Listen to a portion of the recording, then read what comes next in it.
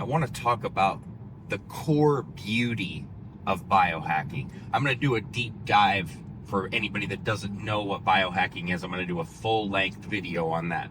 But for the people that do, and just real quick, essentially it's a do-it-yourself biology on yourself, trying to improve your quality of life through different aspects of the world that are out there for us to utilize. Now, when you think about biohacking, if you know what it is, you think about supplement use, for example, peptides, alternative therapies, walking in the morning, getting out, getting sunlight. There's so many different avenues. I honestly, if you want an easy way to look at it, think of one of those open world video games that you play, where of course there's an objective, and the objective with biohacking essentially is improving your quality of life, improving the length of your life. So longevity is the key.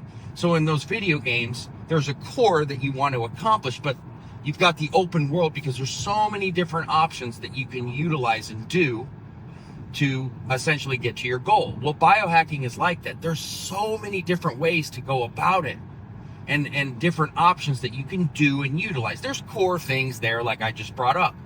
But when you think about it, this hit me this morning. The main part of biohacking is finding yourself. When you find yourself through these different methods, for me it's my faith and in prayer. For some it's meditation, for some it's yoga.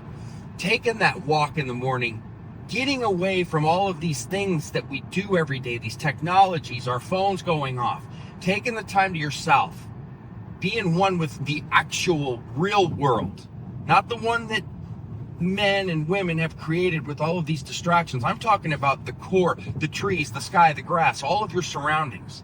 When you can think, not be distracted, think on your own. That's the key to actually building your quality of life.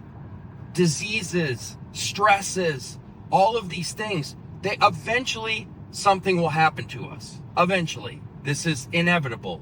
But you can certainly mitigate and prolong that.